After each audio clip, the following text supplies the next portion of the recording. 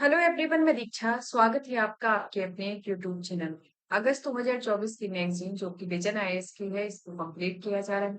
इसके अंतर्गत बात किया जाए तो इसके 4 टॉपिक हमने कंप्लीट कर लिए हैं, जिसमें आपका पॉलिटी का सेगमेंट कंप्लीट हो गया, आईआर का सेगमेंट कंप्लीट हो गया, उसके बाद इकोनॉमी का कंप्लीट हो गया और सुरक्षा का कंप्लीट हो गया।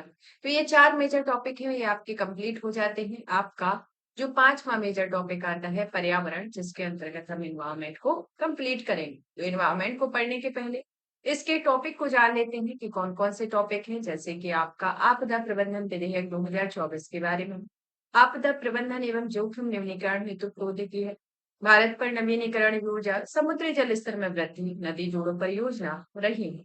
सुर्खियों में जैसे संक्षिप्त सुर्खियां: जलवायु परिवर्तन पर राज्य कार्य योजना, सकल पर्यावरण उत्पाद सूचकांक, विश्व बैंक ने शिक्षा पर जलवायु परिवर्तन के कुछ प्रभाव पर रिपोर्ट जारी की है, उसके बारे में, और जलवायु वित्त कार्यवाही निधि, ईयू नेचर रेस्टोरेशन लॉ और एक्सीटेक डीऑक्सीडाइजेशन।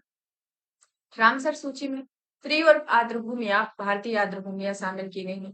The state of the world mangrove 2024 report, मेथनोन क्रॉप्स के बारे में, सेरोपेगिया सिवराइयाना के बारे में, नील कुरुंजी के बारे में, एशियाई आपदा तैयारी केंद्र के बारे में, एकीकृत अग्नि प्रबंधन स्वैच्छिक दिशा निर्देश अपडेट दिए गए हैं। ग्रीन टग ट्रांजिशन प्रोग्राम के लिए मानक परिचालन प्रक्रिया लॉन्च की गई है। Polar coupled analysis and protection force services दिया गया है। वायुमंडलीय नदियां, हिंद महासागर की 3 संरचनाओं के नाम भारत के प्रस्ताव पर अशोक, चित्रगुप्त और कल्पतरु रखा गया है। और वैज्ञानिकों ने पृथ्वी की मेंटल परत से चट्टान का सैंपल प्राप्त किया है। तो ये प्रमुख आपके पर्यावरण से रिलेटेड मेजर टॉपिक हैं। तो इन टॉपिक को एक एक करके पढ़ते हैं, जिसमें पहला आता है आपदा प्रबंधन संशोधन विधेयक 2024 के बारे में।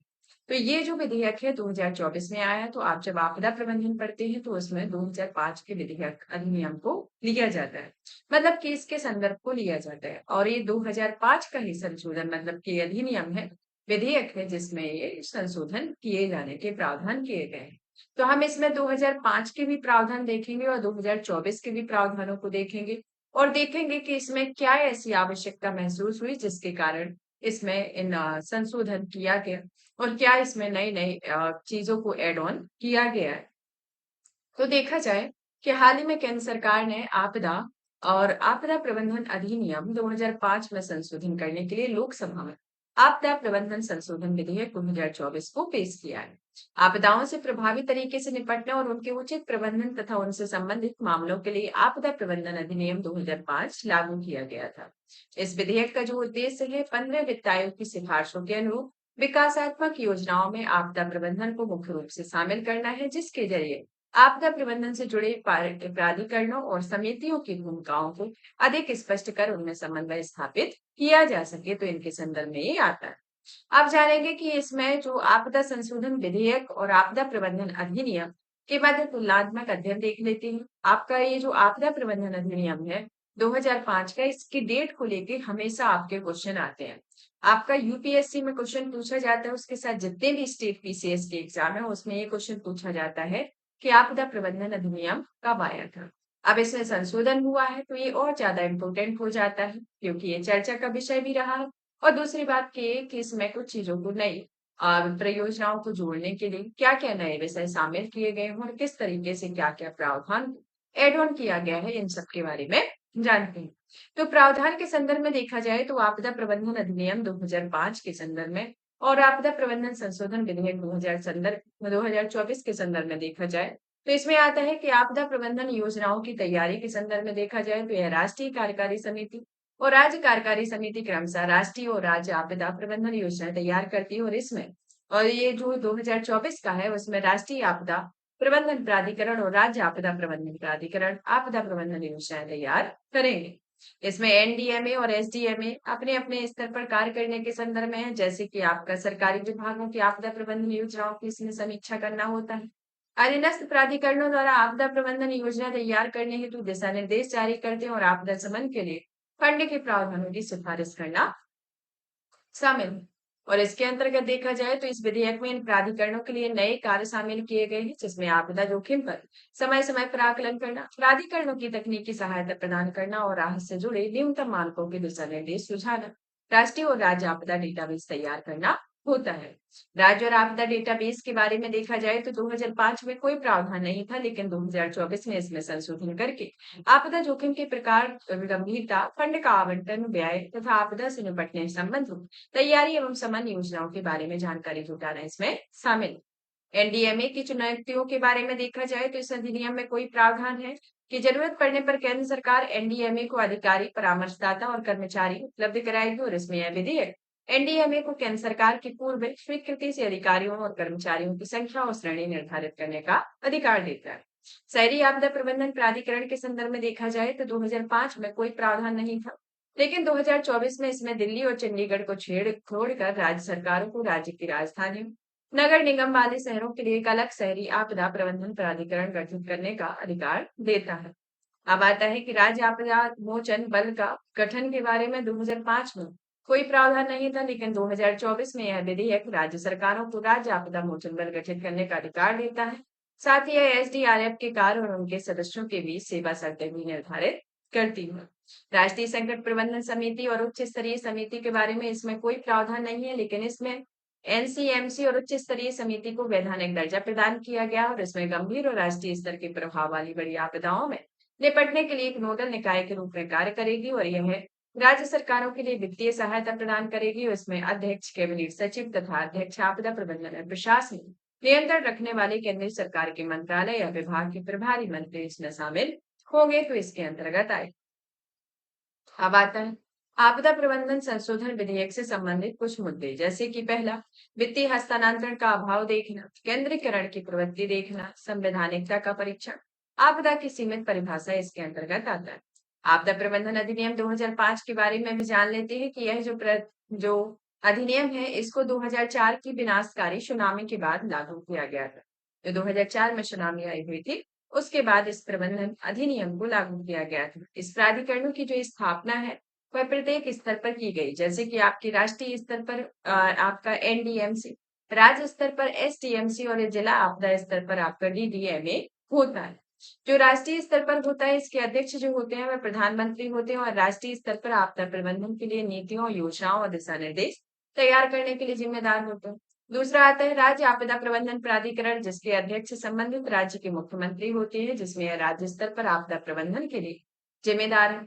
जिला आपदा प्रबंधन प्राधिकरण के अंतर्गत देखा जाए तो इसके अध्यक्ष जिला मजिस्ट्रेट होते हैं, जो जिला स्तर पर आपदा प्रबंधन योजनाओं को लागू करने के लिए जिम्मेदार होते हैं।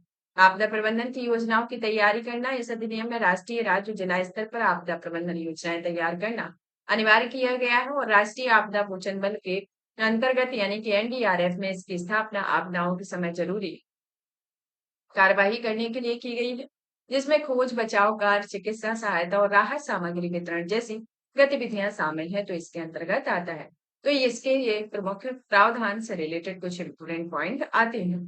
अब आता है कि इसका वित्त पोषण तंत्र देख लिया जाए तो यही एक तरीके से राहत और बचाव कार्यों के वित्त पोषण के लिए राष्ट्रीय आपदा मोचन निधि और राज्य आपदा मोचन निधि के गठन का प्रावधान करता है। राष्ट्रीय आपदा प्रबंधन संस्थान के अंतर्गत देखा जाए तो इसमें अनुसंधान, प्रशिक्षण, जागरूकता और क्षमता निर्माण के लिए एनआईडीएम की स्थापना भी की गई है। निष्कर्ष के तौर पर देखा जाए तो यह शहरी आपदा प्रबंधन प्राधिकरण जैसी नई संस्थागत व्यवस्था को शुरू करके आपदा जोखिम समन और प्रबंधन को मजबूत करना है। साथ ही यह सफलता सरकार के विभिन्न स्तर के बीच समन्वय, प्राधिकार और संसाधन आवंटन से संबंधित चुनौतियों के समाधान पर भी निर्भर करेगी, तो इसके अंतर्गत आता है। आपदा प्रबंधन और जोखिम न्यूनीकरण हेतु प्रौद्योगिकी के बारे में जान लेते हैं। यह जो है हाल के समय में कृत्रिम बुद्धिमत्ता, machine learning, internet of thing पर आधारित भू स्थानिक प्रौद्योगिकी में प्रगति का आपदा प्रबंधन और जोखिम न्यूनीकरण हेतु प्रौद्योगिकी के क्षेत्र में व्यापक रूप से उपयोग किया जा रहा है। यह जो प्रौद्योगिकी है, इसके तहत देखा जाए तो यह रोकथाम से लेकर तैयारी, कार्रवाई और पुनर्बहाली तक सभी चरण इसमें शामिल होते हैं। रोकथाम या शमन को लेकर देखा जाए तो इसमें महत्वपूर्ण भूमिका निभाते हैं, क्योंकि ये पूर्वानुमान प्रणाली को बेहतर बनाकर जोखिम को कम करने में मदद करता है, और इसमें कृत्रिम बुद्धिमत्ता का उपयोग करके खतरों की संभावना वाले क्षेत्रों में मानचित्र तैयार किए जाते हैं। इसकी तैयारी जो है तकनीक का उपयोग आपातकालीन योजना बनाने और उन्हें लागू करने के लिए किया जाता है, और जिसका उपयोग संभावित खतरों जैसे कि मौसम के पैटर्न पर नजर रखने के लिए किया जाता है और प्राकृतिक आपदा का कारण बन सकता है।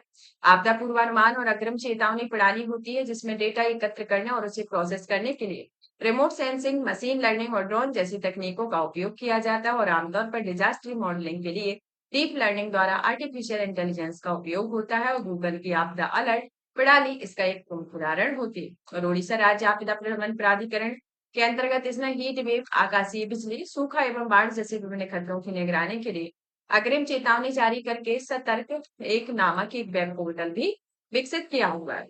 आपदा प्रबंधन चक्र के अंतर्गत देखा जाए तो आपदा ये दी गई है, जिसमें इस आपदा संकट इस तरीके से प्रदर्शित किया गया है, जिसमें आपका आता है जैसे कि संकट या आपदा से निपटने के लिए पूरी तैयारी रखना और लोगों की जान बचाने और तत्काल प्रभाव को कम करने के लिए कार्यवाही करना, ये आपदा के संदर्भ में होता है।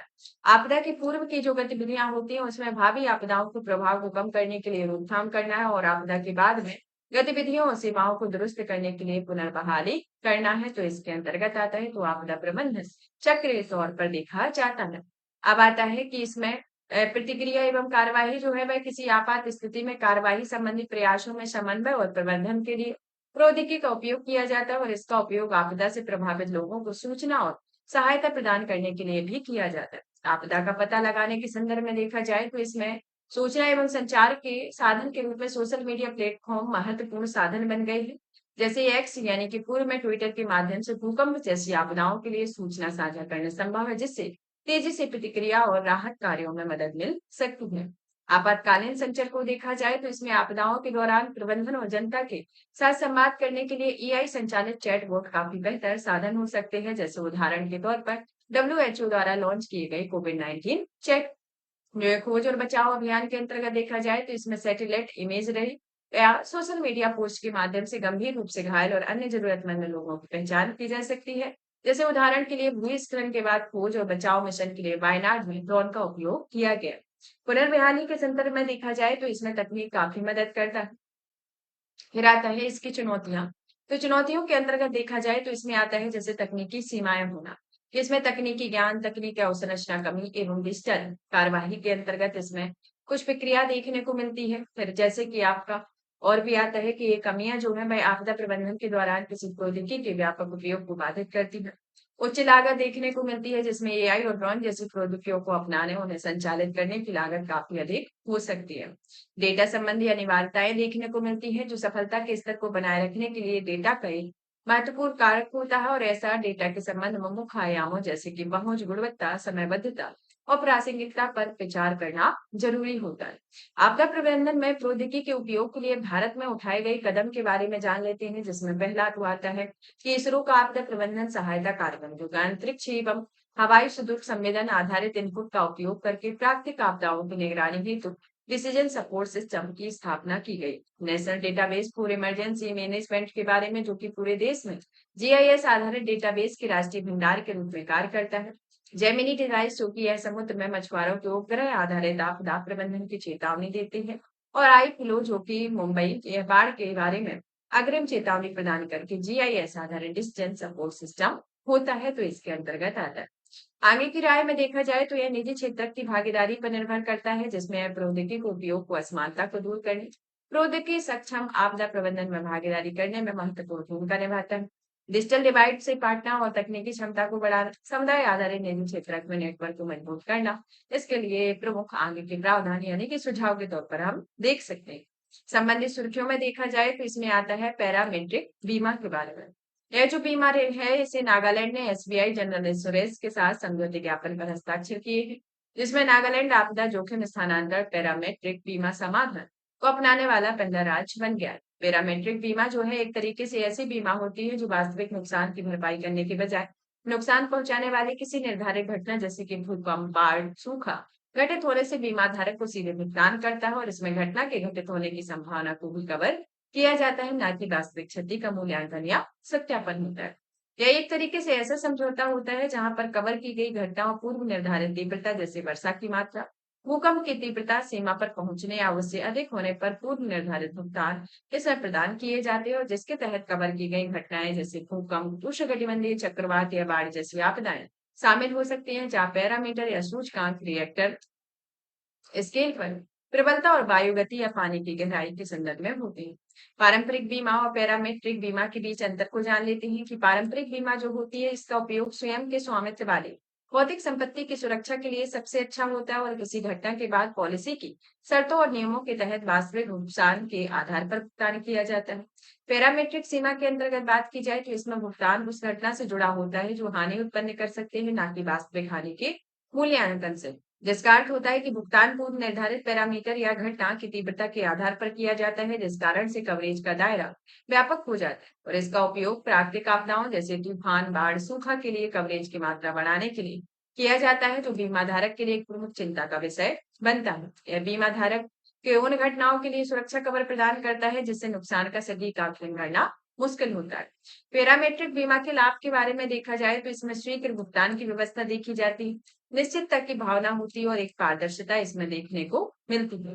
नेक्स्ट आता है कि भारत में नवीनीकरण ऊर्जा के बारे में जान लेते हैं कि हाल ही में नवीन एवं नवीनीकरण ऊर्जा मंत्रालय के अनुसार भारत में नवीनीकरण ऊर्जा की क्षमता 2014 में 76.38 गीगावाट से बढ़कर 2024 में 203.1 गीगावाट हो गई और यह 10 वर्षों में 165% की वृद्धि को दर्शाता है। तो इस तरीके से इसका एक 10 साल का रेशियो बताता है कि इसमें जो वृद्धि हुई है वह 165% की वृद्धि देखी गई।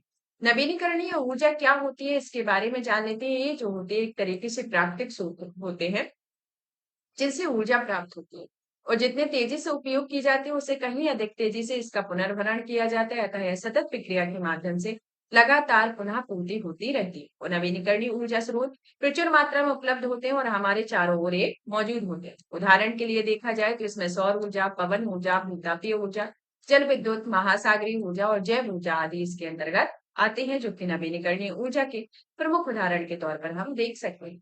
भारत में नवीनीकरणीय ऊर्जा की वर्तमान स्थिति को देखा जाए तो इसमें प्रेजेंट में इसकी हिस्सेदारी 43.12% है और ऊर्जा क्षमता के मामले में विश्व में चौथे स्थान पर आता है और भारत का विश्व में पवन ऊर्जा की स्थापित क्षमता जो रही है वह 46.65 गीगावाट के मामले में चौथा स्थान पर है, जबकि सौर फोटोवोल्टिक ऊर्जा की स्थापित क्षमता में 85.47 गीगावाट के मामले पर पांचवें स्थान पर आता है और भारत ने पहली बार गैर जीवाश्म ईंधन स्रोतों से ऊर्जा की स्थापित क्षमता को 200 गीगावाट को पार किया हुआ है। अब जान लेते हैं भारत द्वारा निर्धारित नवीनीकरण ऊर्जा लक्ष्य के बारे में कि भारत ने 2030 तक गैर जीवाश्म ईंधन स्रोतों से ऊर्जा क्षमता को 500 गीगावाट तक पहुंचाने का लक्ष्य रखा हुआ है और 2030 तक ऊर्जा आवश्यकताओं को कम से कम आधा हिस्सा नवीनीकरणीय ऊर्जा के माध्यम से पूरा करने का लक्ष्य भी रखा गया है। भारत में नवीनीकरण ऊर्जा क्षेत्र के समक्ष मौजूद चुनौतियां आती हैं, जैसे कि उच्च लागत का होना, जो कि नवीनीकरण संसाधनों की एक यूनिट विद्युत उत्पादन करने के लिए सामग्री और प्राकृतिक संसाधन की लागत जीवाश्म ईंधन से एक यूनिट विद्युत उत्पादन की तुलना में काफी अधिक है। भूमि अधिग्रहण के तौर पर इसमें कुछ उदाहरण है, जैसे कि नवीनीकरण ऊर्जा क्षमता वाली भूमि की पहचान, इसका रूपांतरण, भूमि सीलिंग अधिनियम के तहत मंजूरी, भूमि के पट्टे हेतु किराए पर निर्णय, राजस्व विभाग से मंजूरी और अन्य ऐसी मंजूरियों में अधिक समय लग सकता है। डिस्कॉम का खराब प्रदर्शन होना, जिसके अंतर्गत पावर परचेज एग्रीमेंट का पालन करना होता है, जिससे सौर आधारित विद्युत क्रय करने की उनकी क्षमता कम हो जाती है, जिसमें समग्र रिन्यूएबल परचेज ऑब्लिगेशन संबंधी लक्ष्य प्रभावित होते हैं। भंडारण संबंधी चिंताएं देखने को मिलती है कि नवीनीकरणीय स्रोतों से उत्पन्न होने वाली बिजली की मात्रा पर मौसम की स्थिति को उतार चढ़ाव होता है और इसमें नवीनीकरण ऊर्जा उत्पादन में अचानक वृद्धि या गिरावट ग्रिड से विद्युत आपूर्ति को प्रभावित करता है। पर्यावरण संबंधी चिंताएं जो है वह उदाहरण के लिए खासकर प्रवास के मौसम में पक्षी और चमगादड़ विंड टरबाइन से टकरा सकते हैं। इसके अलावा ग्रीन हाइड्रोजन के उत्पादन के लिए बड़ी मात्रा में पानी की आवश्यकता होती है, तो इसके अंतर्गत एक प्रमुख इसकी चुनौतियां आती हैं। अब इसमें कुछ जैसे कि ये ऊर्जा में नवीनीकरणीय स्रोतों की भागीदारी को देख लेती है, तो इसमें सर्वाधिक हिस्सा जो आता है आपका सोलर एनर्जी का आता है। सर्वाधिक सोलर एनर्जी का आपका 57% हिस्सा देखने को मिलता है। फिर आता है आपका पवन, जहां पर 32% होता है। फिर आता है आपका बायोमास, जहां पर बायोमास को जनरेशन आपका 7%, लघु जल विद्युत परियोजना आपकी 3% और आपका शिष्ट से ऊर्जा 1% होता है। तो इस तरीके से देखा जाए तो सोलर, पवन, बायोमास, अवशिष्ट से ऊर्जा और लघु जल तरंग परियोजनाएं इसके अंतर्गत कार्य करती हैं, जो कि ऊर्जा के नवीनीकरण स्रोतों की एक भागीदारी के तौर पर देखा जाता है।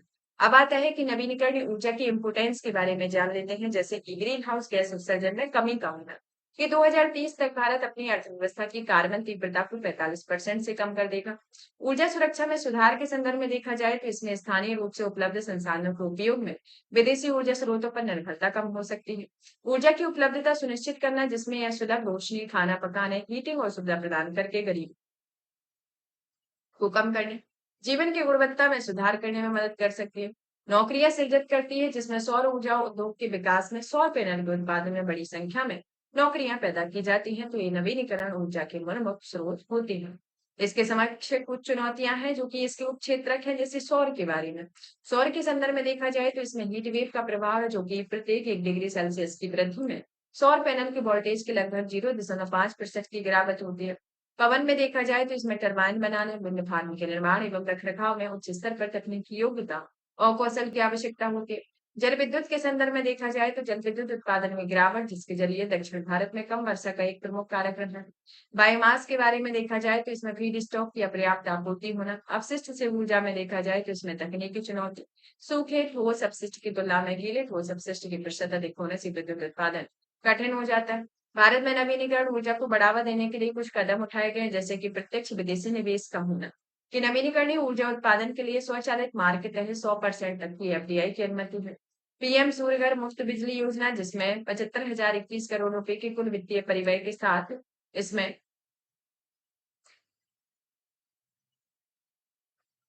1 करोड़ घरों की छत पर सौर संयंत्र स्थापित करने का लक्ष्य वित्त वर्ष 2027 तक लागू किया जा रहा है। हरित ऊर्जा गलियारा के अंतर्गत ये परियोजना में इसमें ऊर्जा के उत्पादन स्थल से खपत स्थल तक पहुंचाने को सघन बनाने और भविष्य की आवश्यकताओं के अनुरूप ग्रिड को पुनः आकार देने के लिए शुरू की गई सौर पार्क योजना, जिसका उद्देश्य सौर ऊर्जा डेवलपर्स को सभी कानूनी मंजूरियों के साथ आवश्यक अवसंरचना को सुगम बनाकर प्लग एंड प्ले मॉडल प्रदान करना है। नेशनल ग्रीन हाइड्रोजन मिशन 2023, जिसका लक्ष्य 2030 तक लगभग 5 मिलियन मीट्रिक टन बार से ग्रीन हाइड्रोजन उत्पादन क्षमता हासिल करना होता है। ऊर्जा भंडारण क्षमता में वृद्धि, इसमें आगे की राय में देखा जाए तो इसमें कुछ सुझाव दिए गए हैं, जैसे कि ऊर्जा भंडारण क्षमता में वृद्धि करना, केंद्र राज्य समन्वय देखना, अभिनव वित्त योग घोषण, ग्रिड प्रौद्योगिकी को उन्नत करना और भूमि को सर्वोत्तम उपयोग करना होता है। तो इस तरीके से देखा जाए तो इसके प्रमुख सुझाव होते हैं। समुद्री जल स्तर में वृद्धि के संदर्भ में ये हमारा नेक्स्ट टॉपिक आता है, जिसमें देखा जाए तो बेंगलुरु स्थित think tank centre for study of science, technology and policy ने एक रिपोर्ट प्रकाशित की है। इस रिपोर्ट को sea level rise scenarios inundation maps for selected Indian coastal cities नाम की ये रिपोर्ट प्रकाशित की गई। इस रिपोर्ट के अंतर्गत देखा जाए तो इसमें समुद्र जल स्तर में अधिकतम वृद्धि को संदर्भित करता है, जिसमें पिछले 3 दशकों में यानी कि 1991 से 2020 में अधिकतम एसएलआर मुंबई स्टेशन पर 4.44 सेंटीमीटर पर यह देखी गई। और देखा जाए तो इसमें हल्दिया में 2.72 सेंटीमीटर और विशाखापट्टनम में 2.38 सेंटीमीटर आदि का स्थान रहा है।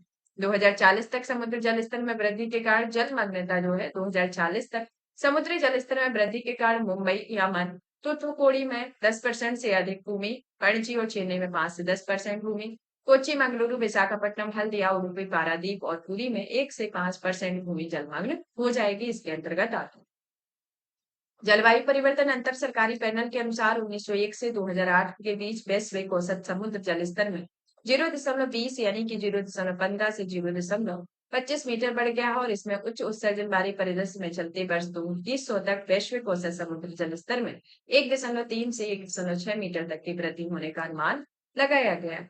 इसके अंतर्गत आप देखते हैं समुद्री जल स्तर में वृद्धि के कारक के बारे में, जैसे कि महाद्वीपीय, महासागरीय, तापीय प्रसार का होना, कि ग्रीन हाउस गैसों द्वारा संचित 90% से अधिक ऊष्मा के अवशोषित कर लेते हैं। हिम का पिघलना, जो कि एसएलआर के ग्रीनलैंड और अंटार्कटिका में ग्लेशियरों, आइस कैप्स और हिम चादरों का पिघलना भी एक अन्य कारण है।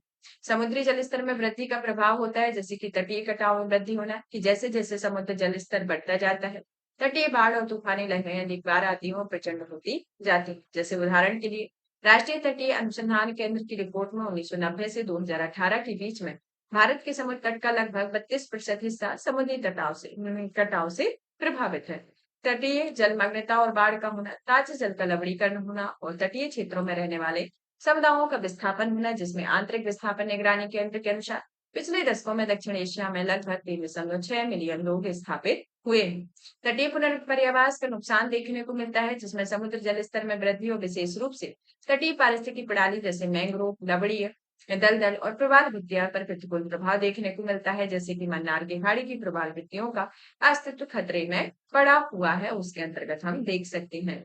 अब आता है कि भारत सरकार द्वारा कुछ कदम उठाए गए हैं कि भारत तटीय कटाव का संरक्षण और नियंत्रण करने के लिए केंद्रीय जल आयोग ने 2020 में कुछ दिशा निर्देश जारी किए थे, ताकि समुद्र तट के विभिन्न हिस्सों के लिए अब उपयुक्त तटीय संरक्षण कार्यों हेतु प्रारंभिक डिजाइन पैरामीटर प्रदान किए जा सकते।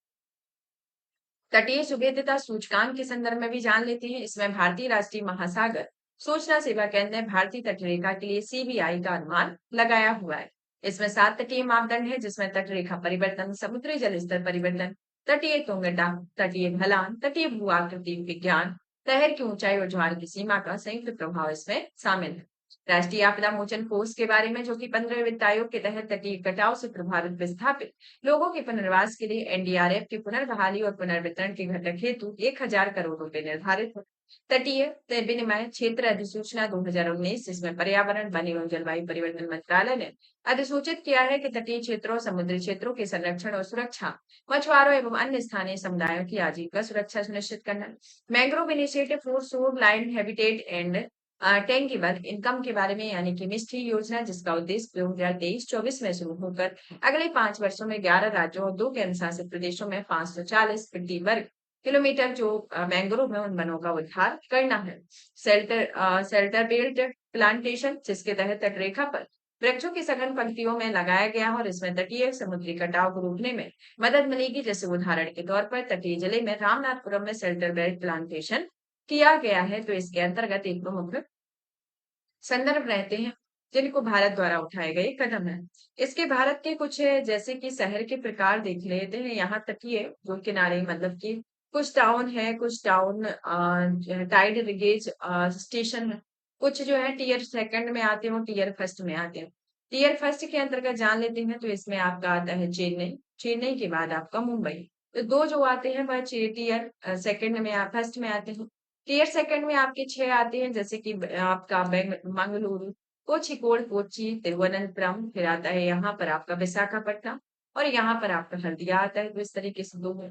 फिर आता है यहाँ पर आपकी टाउन जो है वो आते हैं, जैसे पणजी हुआ, फिर आता है उडुपी आता है, फिर यहाँ पर कन्याकुमारी, थूथुकुडी और यनम और पुरी और पारादीप ये प्रमुख आपके टाउन 7 के अंतर्गत आते हैं। तो इस तरीके से देखा जाए तो यहाँ पर तटीय शहरों और कस्बों को टीयर वाइज स्थानिक वितरण के आधार पर इसे विभाजित किया गया है। इसका आपको माइंड मैप बना लेना है, क्योंकि आपका जब इस तरीके से आप सिक्वेंस से याद रख लेंगे कि यहाँ आपका मुंबई है, फिर पणजी, उडुपी, मैंगलोरी, कोझिकोड, कोच्चि, तिरुवनंतपुरम, सबसे नीचे कन्याकुमारी। फिर आप इससे जब ये ईस्ट की साइड में देखते हैं तो थूथुकुडी, ये ऊपर की ओर जाएंगे तो चेन्नई, उसके ऊपर यानम, फिर उसके ऊपर विशाखापट्टनम, फिर पुरी, फिर पारादीप, फिर हल्दिया आता है। तो इस तरीके से देखा जाए तो आपका ईस्ट से वेस्ट से ईस्ट की ओर श्रृंखला को एक तरीके से आपका उत्तर से दक्षिण की ओर इसके सीक्वेंस वाइज एक भी आकार में इसको दिखाया गया है। तो आप इसको याद करने के करेंगे और इसका एक माइंड मैप बना लेंगे। अब आता है कि हमारा नेक्स्ट इसमें आता है कुछ नेक्स्ट हम टॉपिक कर लेते हैं कि नदी जोड़ो परियोजना के बारे में, कि रिवर लिंकिंग प्रोजेक्ट आखिर होते क्या है, इनके बारे में जान लेते हैं। कि ये जो है महाराष्ट्र सरकार ने बैनगंगा नलगंगा नदी जोड़ो परियोजना को मंजूरी दी। तो कौन सी गंगा? बैनगंगा और नलगंगा नदी जोड़ो परियोजना को हाल ही में मंजूरी दी है। किसके द्वारा? महाराष्ट्र सरकार के द्वारा। तो इस परियोजना के बारे में जान लेते हैं और ये नदी जोड़ी परियोजना के बारे में भी जानेंगे कि क्या रीजन होता है जिसके कारण इस तरीके की नदियों को जोड़कर ये कोई परियोजना को चलाया जाता है, जिसके अंतर्गत क्या क्या प्रावधान होते हैं उन सबके बारे में डिटेल में जानते हैं। जैसे कि यह परियोजना है से गोदावरी बेसिन में बैनगंगा यानी कि घोसी खुर्द नदी के जल को बुढ़लाना जिले के नलगंगा पूर्णा तापी परियोजना की ओर मोड़ा जाए। इसके लिए 426.52 किलोमीटर लंबी लिंक नहर का निर्माण किया जाएगा। इसमें राष्ट्रीय जल विकास एजेंसी ने 2018 में विस्तृत परियोजना रिपोर्ट प्रस्तुत की है। यह परियोजना राष्ट्रीय नदी जोड़ो परियोजना को आगे बढ़ाने में मदद करता है। महाराष्ट्र सरकार ने राज्यपाल में नार पार गिरना घाटी अंतरराज्यीय लिंक परियोजना को भी मंजूरी दी हुई है। यह नार पार गिरना घाटी लिंक परियोजना जो है वह महाराष्ट्र द्वारा प्रस्तावित एक अंतरराज्यीय लिंक परियोजना है। इसके तहत पश्चिम की ओर बहने वाली नदियों के बेसिन यानी अंबिका बेसिन, औरंगा बेसिन, नार पार बेसिन से महाराष्ट्र के हिस्से में अधिशेष जल को पूर्व की ओर बहने वाली यानी तापी बेसिन की गिरना नदी में मोड़ने की एक योजना होती है। नदी जोड़ो परियोजना के अंतर्गत देखा जाए तो इसका उद्देश्य देश में जल की अधिशेष मात्रा वाले विभिन्न नदियों को जल की कमी वाली नदियों में जोड़ना है, ताकि अधिशेष जल क्षेत्र में अतिरिक्त जल को जल की कमी वाले क्षेत्रों तक पहुंचाया जा सके। इसकी पृष्ठभूमि को देखा जाए तो इस नदियों को जोड़ने के लिए राष्ट्रीय परिप्रेक्ष्य योजना अगस्त 1980 में तत्कालीन सिंचाई मंत्रालय के द्वारा शुरू की गई। इसमें राष्ट्रीय जल विकास एजेंसी में व्यवहारिता रिपोर्ट तैयार की गई है, जिसमें 30 नदी जोड़ो परियोजनाओं की पहचान की गई है, जिसमें प्रायद्वीपीय भारत के लिए 16 और हिमालयी क्षेत्र के लिए 14 परियोजनाएं इसमें कार्यरत हैं। 2021 में केंद्रीय मंत्रिमंडल ने केन बेतवा लिंक नदी जोड़ो परियोजना के कार्यान्वयन को मंजूरी दी थी और यह देश की पहली नदी जोड़ो परियोजना भी रही है। अब आता है कि नदियों को आपस में जोड़ने के लाभ के बारे में जान लेते हैं, जिसमें सिंचाई सुविधा, जो कि राष्ट्रीय परिक्षेत्र में योजना के अनुसार नदियों को आपस में जोड़ने के लिए 35 मिलियन हेक्टेयर भूमि को सिंचाई सुविधाएं उपलब्ध हो सकेंगी और 25 मिलियन हेक्टेयर भूमि नहरों से और 10 मिलियन हेक्टेयर भूमि को भूजल स्तर में होने वाली वृद्धि से लाभ मिलेगा। जल विद्युत उत्पादन के संदर्भ में देखा जाए तो इस परियोजना में लगभग 34,000 मेगावाट जल विद्युत उत्पादन करने में सहायता मिलेगी। जल सुरक्षा के संदर्भ में देखा जाए तो इसमें पेयजल और औद्योगिक उद्देश्यों के लिए जल की उपलब्धता में वृद्धि होगी और नीति आयोग के समग्र जल प्रबंधन सूचकांक के अनुसार भारत इतिहास में सबसे गंभीर जल संकट से गुजर रहा है और लगभग 600 मिलियन लोग उच्च से लेकर गंभीर जल संकट का सामना कर रहे हैं। तो इसके अंतर्गत आता है वैनगंगा और नलगंगा यानी कि पूर्ण तापी नदियों के बारे में जान लेते हैं कि वैनगंगा जो है वह उसका उद्गम महादेव पहाड़ियां मध्य प्रदेश से हुआ है और वैनगंगा और वर्धा नदी आपस में मिलने के बाद आगे प्राणहिता नदी कहलाती है और प्राणहिता नदी जो है वह गोदावरी की सबसे सहायक नदी है और यह नदी की 3 प्रमुख सहायक नदियां जिसमें वैनगंगा, वर्धा और वैनगंगा होते हैं। यह नदी छत्तीसगढ़, मध्य प्रदेश, महाराष्ट्र और तेलंगाना राज्यों से होकर बहती है।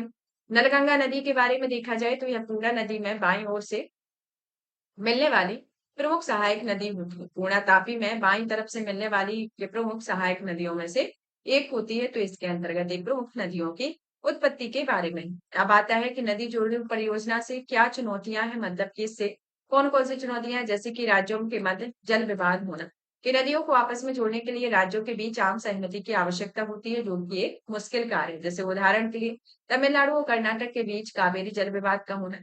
पर्यावरणीय प्रभाव देखने को मिलता है, जिसमें कई विशेषज्ञ मानते हैं कि नदियों को आपस में जोड़ने से बहुत जटिल प्राकृतिक चक्रों में व्यवधान पैदा होता है और इसका मानसून चक्र और जैव विविधता पर दूरगामी प्रतिकूल प्रभाव पड़ता है। जैसे उदाहरण के तौर पर केन नदी में औषधीय प्रयोजन वाली एक विशेष मछली पाई जाती है जो बेतवा नदी में नहीं पाई जाती और केन के जल को बेतवा की ओर मोड़ने से स्थानीय जैव विविधता को क्षति पहुंच सकती है। इसका स्थानीय मछलियों की आबादी पर दुष्प्रभाव भी पड़ सकता है। तो इसके अंतर्गत देखा जाए तो इसका ये पर्यावरणीय प्रभाव वनों को नुकसान होगा कि केन बेतवा नदी जोड़ो परियोजना के लिए प्रस्तावित दौधन बांध से पन्ना टाइगर रिजर्व के बागों में पर्यावास स्थल का 10% से अधिक क्षेत्र जलमग्न होगा।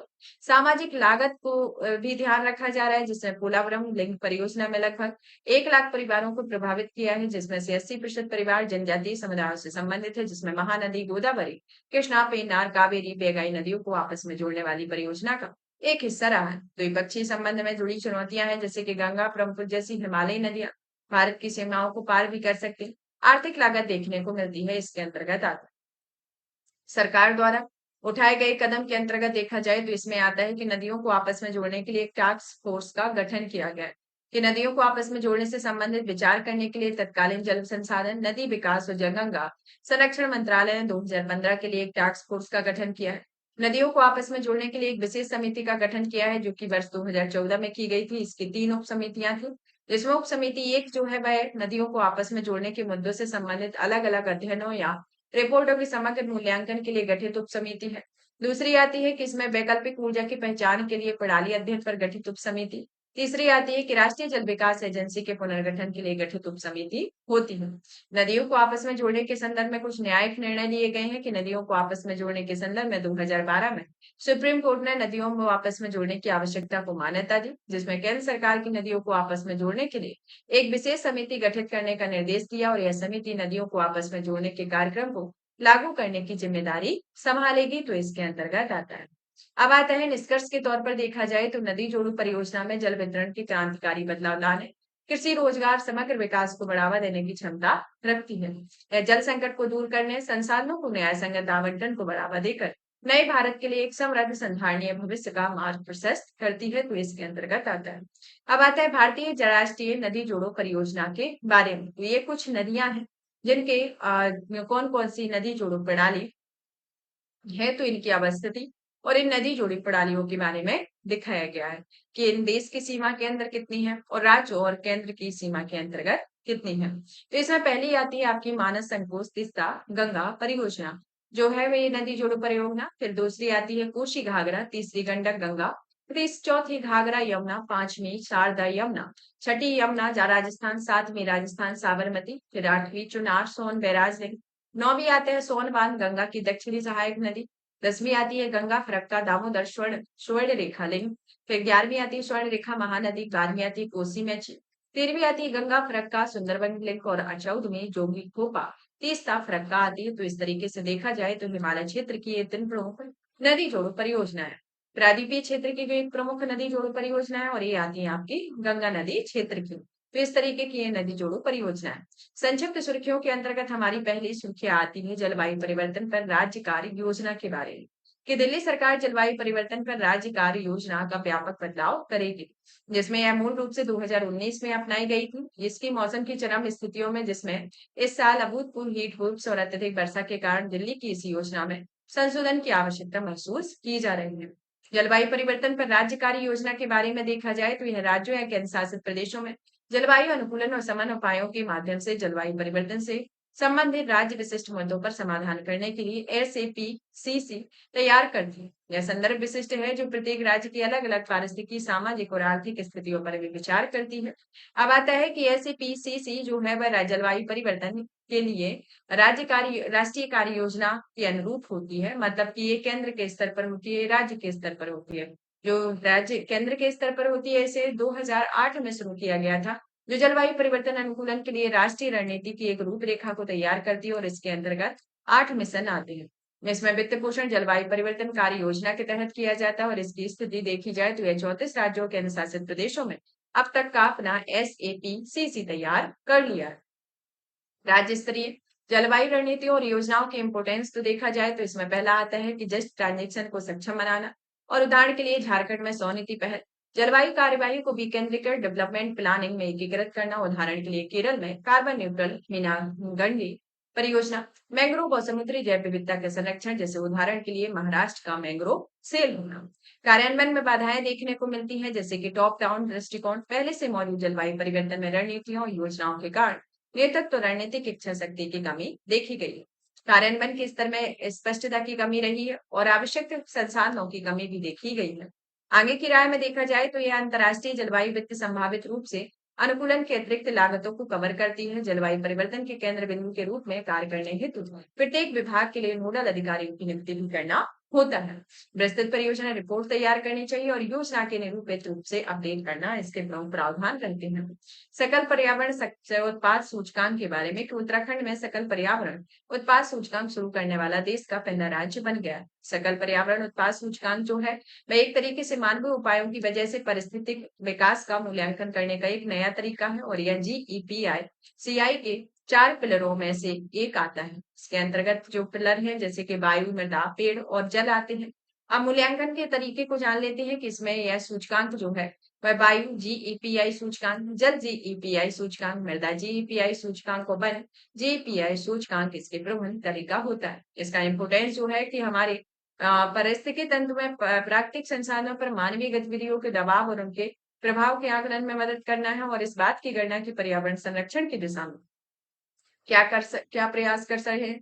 अर्थव्यवस्था और समग्र कार्यवाही कल्याण में प्राकृतिक पारिस्थितिकी तंत्र के योगदान की भी गणना की जाती है। विश्व बैंक ने शिक्षा पर जलवायु परिवर्तन के प्रभाव की रिपोर्ट जारी की है। इस रिपोर्ट के बारे में जान लेते हैं। यह जो रिपोर्ट है एक तरीके से देखी जाए तो इस रिपोर्ट के लिए जलवायु परिवर्तन के लिए एक चरम मौसमी घटनाओं जो बढ़ती जा रही है, जहाँ जिसके कारण बच्चे स्कूल नहीं जा पाते और इससे उनकी पढ़ाई का नुकसान होता है। बच्चों को द्वारा स्कूल छोड़ने की दर भी बढ़ती जाती है। रिपोर्ट के मुख्य बिंदुओं पर नजर डाली जाए तो इसमें आता है कि जलवायु नीति एजेंडा की शिक्षा की उपेक्षा की गई है, जिसके अंतर्गत देखा जाए तो 1.3% से भी कम हिस्सा शिक्षा क्षेत्र को प्राप्त हुआ और इसके अलावा औसतन 3 एनडीसी राष्ट्रीय स्तर पर निर्धारित योगदान में से एक से कम शिक्षा क्षेत्र का उल्लेख किया गया। स्कूलों के बंद होने का होना, जैसे कि 2005 से 2004 के दौरान चरम मौसम कि कम से कम 75% घटनाओं के बाद स्कूल बंद कर दिए गए थे और 50 लाख या अधिक बच्चों की शिक्षा प्रभावित हुई। दुनिया में 99% से अधिक बच्चे कम से कम एक जलवायु परिवर्तन और पर्यावरणीय खतरे आपदा आदि का सामना करते हैं। बढ़ते तापमान और लर्निंग आउटकम का नकारात्मक प्रभाव देखने को मिलता है।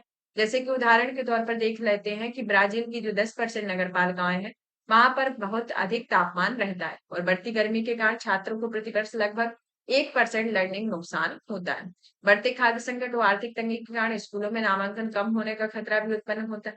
लड़कियों की पढ़ाई को विशेष नुकसान भी देखने को मिलता है। शिक्षा प्रणाली को जलवायु परिवर्तन के अनुकूल बनाने हेतु कुछ उपाय किए गए हैं, जैसे कि जलवायु परिवर्तन के अनुकूल शिक्षा प्रबंधन होना, जलवायु परिवर्तन के अनुकूल स्कूलीय अवसंरचनाएं और आपका जलवायु आपदाओं के स्कूली शिक्षा जारी करना होता है। नेक्स्ट आता है जलवायु वित्त कार्यवाही निधि के बारे में, कि अजरबैजान ने जलवायु वित्त कार्यवाही जलवायु संयुक्त राष्ट्र जलवायु परिवर्तन सम्मेलन की कॉप 29 के अंतर्गत एक पैकेज में जलवायु वित्त कार्यवाही निधि शुरू की हुई है। इस निधि के जो देखा जाए तो इसका जो मुख्य जलवायु वित्त कार्यवाही निधि के बारे में जान लेते हैं, जिसका मुख्यालय बाकू अजरबैजान है और इसका उद्देश्य विकासशील देशों में जलवायु अनुकूलन परियोजनाओं की सहायता करेगी। ग्लोबल वार्मिंग को 1.5 डिग्री सेल्सियस तक सीमित रखने के लिए राष्ट्रीय स्तर पर निर्धारित योगदानों को अगले चरण के लक्ष्यों में प्राप्त करने में मदद करेगी और प्राकृतिक आपदाओं के प्रभावों से निपटाने में मदद करेगी। GFAF जो जीवाश्म ईंधन के उत्पादक देशों, तेल, गैस और कोयले की कंपनियों से वित्त पोषण प्राप्त होगा और इसमें $1 बिलियन की आरंभिक राशि जुटाने के बाद इसमें योगदान देने वाले 10 देशों में शेयरधारक के रूप में प्रतिबद्धता जताने के बाद यह निधि लागू हो जाएगी। यू नेचर रेस्टोरेशन लॉ के बारे में, कि हाल ही में यू नेचर रेस्टोरेशन लॉ लागू हो गया है। इस कानून के बारे में जाना जाए तो यह प्रकृति की पुनर्बहाली के लिए यूरोपीय संघ का पहला महाद्वीप व्यापी कानून है। इसका उद्देश्य या लक्ष्य 2030 तक यूरोपीय संघ में कम से कम 20% भूमि और समुद्री क्षेत्रों को रिकवर करना है और इसमें पारिस्थितिकी तंत्रों को 2050 तक रिकवर करना है। इस कानून के तहत 1 सितंबर 2026 तक नेशनल रेस्टोरेशन प्लान तैयार करने की आवश्यकता है और कानून में नेचुरा 2000 नेटवर्क क्षेत्रों के संरक्षण को प्राथमिकता दी गई है। इसमें यूरोपीय संघ ने संरक्षित क्षेत्रों का एक नेटवर्क कहा है। कानूनी रूप से बाध्यकारी लक्ष्य के बारे में देखा जाए तो 2030 तक 30% स्थलीय, तटीय, ताजा जल, सूक्ष्म पीटलैंड्स और समुद्री पारिस्थितिकी तंत्र को पुनर्बहाल करना है। नदियों को 25,000 किलोमीटर तक मुक्त प्रवाह वाली स्थिति में पुनर्बहाल करना और 2030 तक 3 बिलियन अतिरिक्त वृक्ष लगाना होता है। एकेडिक डीऑक्सीराइजेशन के जनरेशन के बारे में, कि विशेषज्ञों के द्वारा इस नई गृह सीमा के रूप में मान्यता देने का मत प्रकट किया है। यह जो है एक तरीके से समुद्र तटीय जल में ऑक्सीजन की मात्रा में समग्र गिरावट है। ऐसा तब होता है जब ऑक्सीजन की खपत ऑक्सीजन की पुनः पूर्ति या आपूर्ति से अधिक हो जाती है। एक्वेटिक डीऑक्सीजनेशन की स्थिति जो है वह महासागर में 1960 के दशक से लेकर अब तक समुद्र में ऑक्सीजन की मात्रा को लगभग 2% की कमी आई हो और तटीय जल में 500 से अधिक ऐसी जगह चिन्हित की गई है जहां ऑक्सीजन की मात्रा कम है। और अन्य जल निकायों में देखा जाए तो 1980 के बाद से झीलों और जलाशयों में ऑक्सीजन की मात्रा में 5.5% से 18.6% की कमी देखी गई है। एक्टिक डीऑक्सीजनेशन को गृह सीमा के रूप में मानने का जिम्मेदार कारण है, जिसमें ग्रीन हाउस गैसों के कारण होने वाली ग्लोबल वार्मिंग में ऑक्सीजन की घुलनता कम होती है। समुद्र की गर्म सतह वाली परतें ऑक्सीजन के समुद्र की गहराई में जाने से रोकती है और गहरे समुद्र में जल में ऑक्सीजन का स्तर कम होता है। सुपोषण के अंतर्गत देखा जाए तो इसमें किसी जल निकाय में मानव जनित स्रोतों से पोषक तत्वों के अत्यधिक जमाव में शैवालों का विकास होता है और ऑक्सीजन की खपत बढ़ जाती है। पारिस्थितिकी तंत्र पर प्रभाव देखें तो इसके अंतर्गत समुद्र में डेड जोन्स की संख्या बढ़ रही है। महासागरीय हाइपोक्सिया प्रभाव भी उत्पन्न हो रहे हैं। हाइपोक्सिया प्रभाव से समुद्र में ऑक्सीजन की मात्रा बहुत कम होती है। मत्स्यिकी के लिए पर्यावास संपीड़न की स्थिति पैदा होती है। इससे बायोमास और प्रजातियों को नुकसान हो सकता है। पर्यावरण संपीड़न का अर्थ उपयुक्त अधिवास की गुणवत्ता और विस्तार की कमी में देखने को मिलता है। गृह सीमाएं क्या होती हैं? एक तरीके से देखा जाए यह पृथ्वी प्रणाली पर मानव जनित गतिविधियों के प्रभाव की सीमाओं का वर्णन करने का एक फ्रेमवर्क होता है, जिसमें इन सीमाओं का उल्लंघन होने पर पर्यावरण विनिमय करने में असमर्थ हो जाती है, जिसमें जलवायु परिवर्तन, महासागरीय अम्लीकरण, भूमि उपयोग परिवर्तन, जैव विविधता हानि जैसे 9 मान्यता प्राप्त गृह सीमाएं होती हैं। रामसर सूची में 3 और भारतीय आर्द्रभूमियां शामिल की गई हैं, उनके बारे में जान लेते हैं कि भारत की 3 और आर्द्रभूमियां रामसर साइट की सूची में शामिल है। इसमें 3 नई आर्द्रभूमियां हैं, जिसमें आपकी आती है नंच नारायण पक्षी अभ्यारण्य, आपका तमिलनाडु का है। दूसरा आता है कजुगेली पक्षी अभयारण्य तमिलनाडु का, और आपका तीसरा जो आता है वह तवा जलाशय मध्य प्रदेश का है।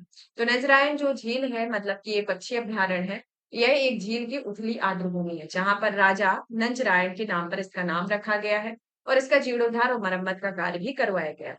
इस जल की आपूर्ति मुख्य रूप से वर्षा द्वारा नल्लर नदी में पहुंचने वाले जल से होती है, और यह आर्द्रभूमि स्थानीय और प्रवासी पक्षियों के लिए भोजन और पर्यावास प्रदान करती है। साथ ही यह कृषि के लिए जल का मुख्य स्रोत भी होती है। कजुबेली पक्षी अभयारण्य जो है वह पांडिचेरी के उत्तर में कोरोमंडल तट पर स्थित खारे पानी की उथली झील होती है। यह झील उपकूली क्रीक और एंड एंथूटी एस्चुरी द्वारा बंगाल की खाड़ी में जुड़ी है। प्रवासी पक्षियों के मध्य एशियाई फ्लाईवे में स्थित होता है।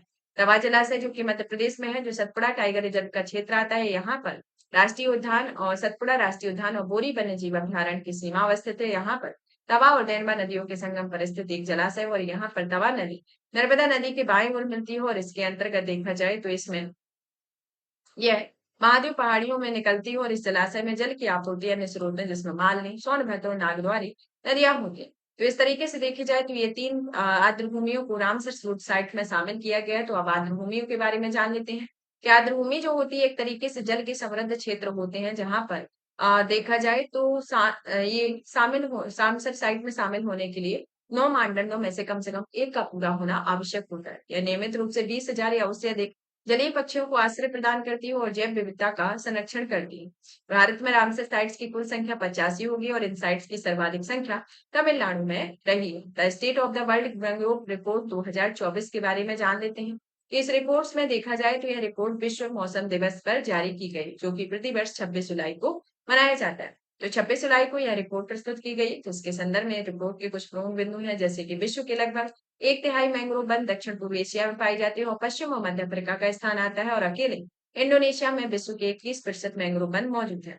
मैंग्रोव पारितंत्र में IUCN रेड लिस्ट के अनुसार विश्व के आधे मैंग्रोव क्षेत्र या प्रोविंस वर्तमान में संकटग्रस्त है। IUCN के अनुसार लक्षद्वीप समूह तमिलनाडु के तटीय मैंग्रोव क्रिटिकल इंडेंजर्ड श्रेणी में आते हैं, और मैंग्रोव को नुकसान पहुंचाने वाले कारक हैं, जैसे कि जलवायु परिवर्तन सबसे बड़े खतरे में शामिल है। औद्योगिक उपयोग के लिए झींगा जलीय कृषि को बढ़ावा दिया जा रहा है, और मैंग्रोव वनों को काटकर उस क्षेत्र में ऑयल पाम के बागानों और चावल के खेतों को बदला जा रहा है। तो इसके संदर्भ में देखा जाए तो ये 2000 से 2020 के बीच में लगभग 43% मैंग्रोव जो है नष्ट हो गए हैं। तो ये मैंग्रोव की रिपोर्ट जारी की गई है, जो कि 26 जुलाई को विश्व मैंग्रोव दिवस के दिन जारी किया गया, जो कि इसके इम्पोर्टेंट पॉइंट आते हैं। नेक्स्ट आता है मेथनोट्रॉपिक्स के बारे में, जो कि आघारकर अनुसंधान संस्थान ने भारत में मेथिनोकुमिस ओराइजी नामक स्वदेशी मेथिनोट्रॉप्स प्रजाति का पता लगाया। इसे मीथेन ईटिंग क्यूकम्बर नाम दिया गया। मीथेनोट्रॉप्स यानी कि मीथेन का उपयोग करने वाले बैक्टीरिया के बारे में जाने कि ये बैक्टीरिया मीथेन को ऑक्सीकृत करते हैं और बायोमास हासिल करते हैं। इनका पर्यावास आर्द्रभूमि, धान के खेत, तालाब और अन्य जल निकाय होते हैं। बायोफिल्टरिंग के संदर्भ में देखा जाए तो यह अवायवीय दशाओं में उत्पादित मीथेन को ऑक्सीकृत कर सकते हैं, और जब मिट्टी में ऑक्सीजन मौजूद होती है तो इसमें वायुमंडलीय मीथेन भी ऑक्सीकृत हो जाती है, और ये बैक्टीरिया मीथेन को प्राकृतिक तरीके से कम करने वाले एजेंट की तरह काम करती हैं, और इसका महत्व मिट्टी और वायुमंडल में मीथेन की मात्रा को कम करके ग्लोबल वार्मिंग से निपटने में सहायक होता है। नेक्स्ट आता है सेरोपेगिया सिवरा या याना के बारे में, कि कोल्हापुर के विशालगढ़ क्षेत्र में सेरोपेगिया जीनस का फूल देने वाला एक नया पादप खोजा गया। यह जो पादप है, इसका नाम सेरोपेगिया सिवराइयाना नाम दिया गया। इस पादप का नाम छत्रपति शिवाजी महाराज के नाम पर रखा गया है। सेरोपेगिया सिवराइयाना के बारे में जाने कि यह एक तरीके से दुर्लभ पादप है, जिसके अनोखे और ट्यूब नुमा फूल खिलते हैं, जो पतंगों को आकर्षित करता है। इसकी प्राप्ति स्थल जो है वह चट्टानी जगहों पर पाए जाते हैं। ये पादप कम पोषक तत्वों वाले मिट्टी में उग जाते हैं। इसकी पादप फैमिली में एक्सलेपिएडेसी फैमिली का सदस्य होता है, और इसमें कई औषधीय पादप भी होते हैं। यह पादप प्रजाति सेरोपेगिया लाबियोकर एफ के समान है, और इसमें नई प्रजाति में कुछ विशेष गुण मौजूद होते हैं, जैसे आसपास की संरचनाओं पर लता की तरह फैल जाना और रोएदार डंठल पैदा करना होता है, और इसका खतरा यहाँ से पाए जाते हैं और उन जगहों पर अतिक्रमण होता है। नेक्स्ट आता है नील कुरिंजी के बारे में, कि IUCN ने नील कुरिंजी को संकटग्रस्त प्रजातियों की आधिकारिक लाल सूची में शामिल किया है, और यह लाल सूची वल्नरेबल श्रेणी में सम्मिलित की जाती है।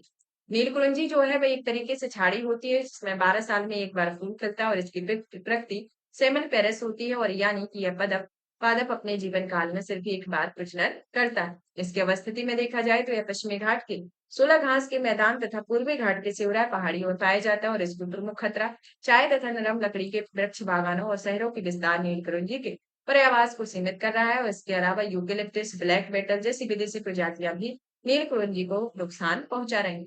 एशियाई आपदा तैयारी केंद्र जो कि भारत में 2024-25 में एडीपीसी की अध्यक्षता करेगा, इसके पहले की अध्यक्षता पीपुल्स रिपब्लिक ऑफ चाइना कर रहा है।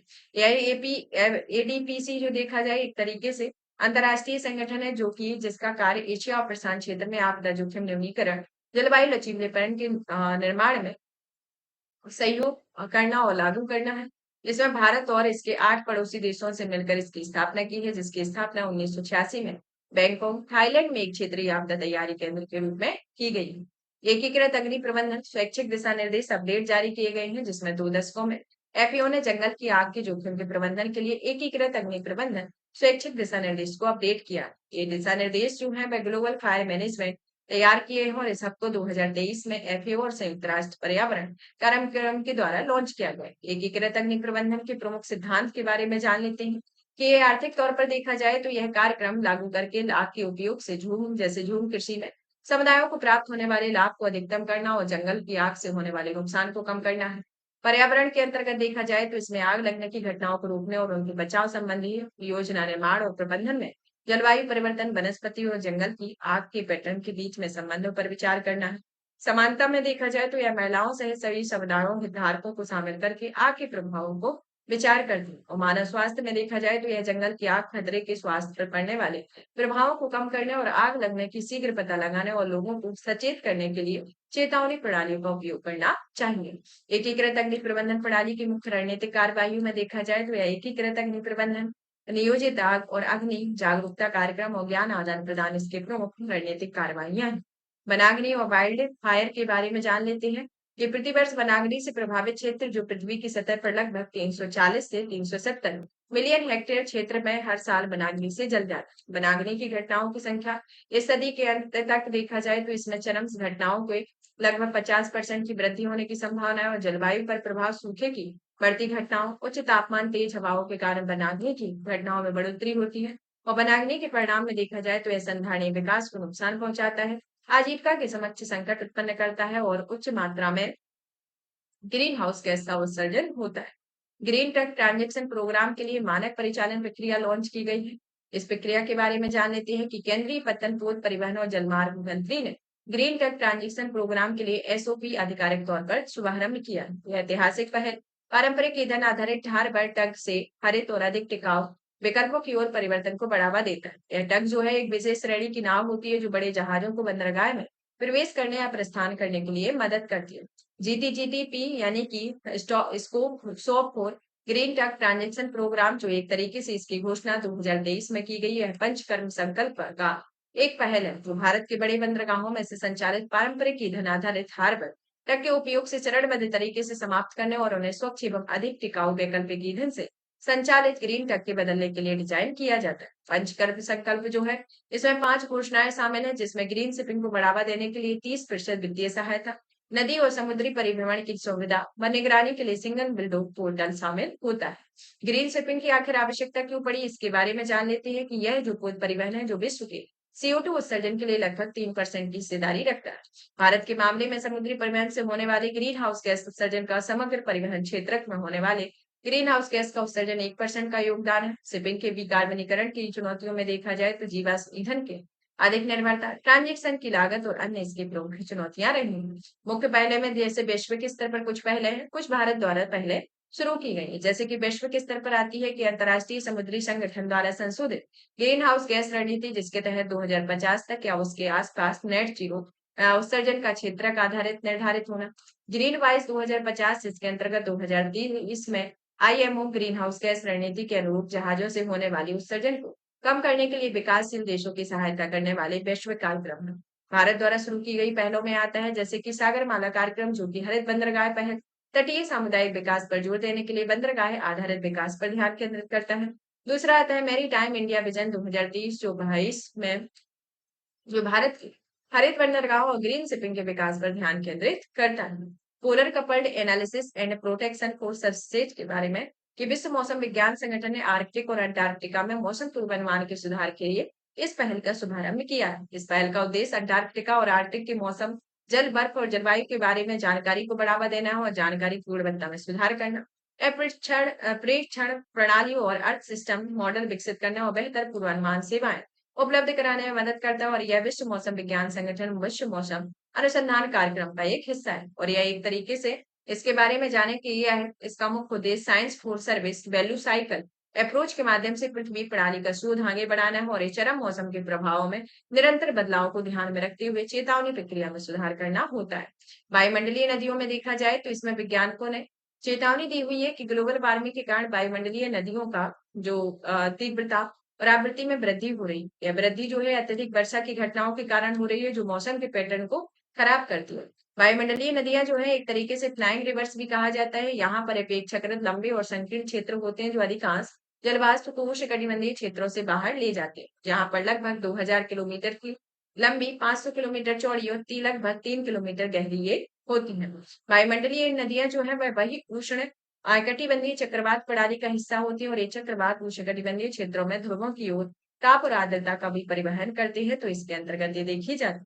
जलवायु परिवर्तन और वायुमंडलीय नदियों के बारे में भी जान लेते हैं। ये तापमान में वृद्धि के साथ वायुमंडल की आर्द्रता धारण की क्षमता में वृद्धि होती है और इसके कारण वर्षा की तीव्रता भी बढ़ जाती है। और सन 2100 तक वायुमंडलीय नदियों के वैश्विक स्तर पर अधिक गहन होने का अनुमान है। साथ ही यह बहुत अधिक चौड़ी और लंबी होती है और यह गहन वायुमंडलीय नदियां वर्षा निर्भर क्षेत्रों में वर्षा को कम या लगभग समाप्त करने में वहां सूखे जैसी स्थिति भी पैदा करती है। भारत पर वायुमंडलीय नदियों के प्रभाव को देखा जाता है, जिसमें 1985 और 2020 के बीच मानसून के मौसम में भारत की 10 सबसे गंभीर बाढ़ों में से 7 वायुमंडलीय नदियों में से ही जुड़ी हुई है। सिंधु गंगा के मैदानों में कोहरे और धुंध के विस्तार और गहनता में वृद्धि को बढ़ते एवं जल प्रवाह को जोड़ा गया है और ये जलवाष्प वायुमंडलीय नदियों की ही देन है। हिंदू कोस्ट कारक और हिमालय पर्वत श्रृंखलाओं की बर्फ की परत में कमी आ रही है, क्योंकि वर्षा में वृद्धि होने से बर्फ पिघलने की गति बढ़ रही है। अब आता है कि हिंद महासागर की 3 संरचनाओं के नाम भारत के प्रस्ताव पर अशोक, चंद्रगुप्त और कल्पतरु रखा गया है। इसके बारे में जान लेते हैं कि हिंद महासागर में एक सी माउंट और 2 रिज नाम का क्रमशः अशोक सी माउंट, चंद्रगुप्त रिज तथा कल्पतरु रिज रखा गया है। इन नामों को इंटरनेशनल हाइड्रोग्राफिक ऑर्गेनाइजेशन और यूनेस्को के अंतर सरकारी समुद्र विज्ञान आयोग ने मंजूरी दी है। ये जो संरचना है वह हिंद महासागर के दक्षिणी पश्चिम भारतीय रिज के समीप स्थित है, जिसकी खोज राष्ट्रीय ध्रुवीय एवं समुद्री अनुसंधान केंद्र ने की हुई है। समुद्र के भीतर संरचनाओं के नामकरण के बारे में देखा जाए तो इसमें प्रादेशिक समुद्र के बाहर, जैसे कि व्यक्ति और एजेंसियों में समुद्र के भीतर अनाम संरचनाओं के नाम प्रस्तावित करता है। और इस प्रस्ताव में आईएचओ के 2023 के दिशा निर्देश standardisation of undersea feature name का पालन करते हुए किया जाता है। किसी संरचना का नामकरण करने के पहले उसकी विशेषता, विस्तार, अवस्थिति की पहचान की जाती। आईएचओ की subcommittee on undersea feature names प्रस्तावों को समीक्षा भी करती है। प्रादेशिक समुद्र के भीतर देखा जाए तो इसमें समुद्र की संरचनाओं के नाम प्रस्तावित करने के लिए आईएचओ ने 2013 में इन दिशा निर्देशों का पालन किया। और आईएचओ और आईओसी के बारे में देखा जाए तो आईएचओ जो है एक तरीके से इसे 1921 में स्थापित किया गया था, जिसमें एक अंतर सरकारी निकाय है और भारत भी इसका सदस्य है। संयुक्त राष्ट्र इसका पर्यवेक्षक का दर्जा दिया गया है। हाइड्रोग्राफी और नॉटिकल चैटिंग में संबंध में सक्षम अंतर्राष्ट्रीय प्राधिकरण के रूप में मान्यता प्राप्त है। अंतर सरकारी समुद्र विज्ञान आयोग के बारे में जान लेते हैं कि इसका स्थापना 1961 में किया गया था। यह समुद्र विज्ञान के क्षेत्र में अंतर्राष्ट्रीय सहयोग को बढ़ावा देता है और यह general mathematic chart of oceans mathematic data एकत्र करने, महासागरों के मानचित्रण के लिए आईएचओ व आईओसी की संयुक्त परियोजना है। यह एक तरीके से जीईबी, सीओ और एससीओयू एफएन नामों सामान्य संरचना प्रकारों और आदि की एक डिजिटल जियोजेटियर बनाए रखने और उन्हें उपलब्ध कराते हैं। तो इसके संदर्भ में आता है। इसकी अवस्थिति को देख लेते हैं कि यहाँ पर ये आपका चंद्रगुप्त रिज कटक है, यहाँ पर अशोक सीक माउंट आएगा और यहाँ दक्षिण पश्चिम भारतीय कटक है और यहाँ पर आपका कल्पतरु रिज या कटक आएगा। तो इस तरीके से इनके नामकरण किए गए हैं। अब आता है वैज्ञानिकों ने पृथ्वी की मेंटल परत को चंद्रमा चट्टान का सैंपल प्राप्त किया है। इसके बारे में कि वैज्ञानिकों ने अमेरिकी पोत में जोइट्स रेजोल्यूशन का उपयोग किया है, जिन्होंने अटलांटिस मैसेज से लगभग 1.2 किलोमीटर गहराई में ड्रिलिंग की है और जिसमें पहले वैज्ञानिकों ने 201 मीटर पर ड्रिलिंग करने में सफल रहे और इन्होंने मेंटल की परत पर सिलिकेट चट्टानों से निर्मित रहती है, जो कि पृथ्वी के आयतन का 80% है। और पृथ्वी में ये आंतरिक संरचना की मध्य परत और सबसे ऊपरी परत भूप्रपटीय क्रस्ट होती है और सबसे निचली परत कोर होती है। तो इस तरीके से देखा जाए तो ये पृथ्वी की आंतरिक संरचना को दिखाया गया। यहाँ पर आपका ऊपर क्रस्ट होता है, फिर आपका मेंटल आता है, फिर आपका कोर आता है। जो इसमें भूपर्पट्टी का जो इससे सर्वाधिक ऊपरी ठोस मेंटल परत होता है, जो 0 से 100 किलोमीटर की मोटी परत होती है, फिर इसके नीचे दुर्बलता मंडल होता है। फिर आता है आपका मेंटल्स में ये एक तरीके से देखा जाए तो ये बीच में 2900 से 2900 किलोमीटर तक होता है। फिर उन मेंटल से क्रोध तक में 2900 से 5100 किलोमीटर और क्रोध से नीचे की ओर जाते हैं तो 6378 किलोमीटर इसका ये गहराई होती है। तो इसमें इस तरीके से मेंटल रीडिंग के मुख्य बिंदुओं पर नजर डाली जाए तो इसमें प्रोजेक्ट जो है वह अंतरराष्ट्रीय महासागर खोज कार्यक्रम के तहत की गई है और इसमें भारत एक फंडिंग भागीदार है। ड्रिलिंग स्थान वो होते हैं जो एक तरीके से अटलांटिक मैसेज के दक्षिणी किनारे पर last city hydrothermal bent field के पास की गई। प्राप्त सैंपल में नए सैंपल 70% से अधिक हिस्सा चट्टान है। ड्रिलिंग के महत्व को देखा जाए तो इसमें प्राप्त रॉक भी है जो निम्नलिखित के बारे में जानकारी प्राप्त होगी, जैसे ऊपरी मेंटल की संरचना, अलग अलग तापमानों में इन चट्टानों और समुद्री जल के बीच रासायनिक अभिक्रियाएं देखने को मिलती हैं। और इसमें वैज्ञानिकों के अनुसार इस रासायनिक अभिक्रियाओं में अरबों साल तक पहले पृथ्वी पर जीवन की उत्पत्ति से भूमिका निभाई हुई है और इस प्रकार यह उपलब्धि पृथ्वी पर जीवन की उत्पत्ति के बारे में जानकारी प्रदान करती है। तो इस तरीके से देखा जाए तो आपका पर्यावरण से रिलेटेड टॉपिक यहाँ पर फिनिश होता है। अब नेक्स्ट क्लास में आपका नेक्स्ट टॉपिक जो आएगा सामाजिक मुद्दे, इसको कंप्लीट किया जाएगा। तब तक आप इस सेशन को ज्यादा से ज्यादा शेयर करें, वीडियो को लाइक करें, चैनल को सब्सक्राइब करें। धन्यवाद। और पीडीएफ प्राप्त करने के लिए आप हमारे Telegram channel UPSC PSC with Diksha को ज्वाइन करें, जहां पर आपको इसकी पीडीएफ मिलेगी। साथ ही हमारे द्वारा जो कोर्स कंप्लीट कराए जाते हैं उन सभी की पीडीएफ आपको वहां पर अवेलेबल होगी। धन्यवाद।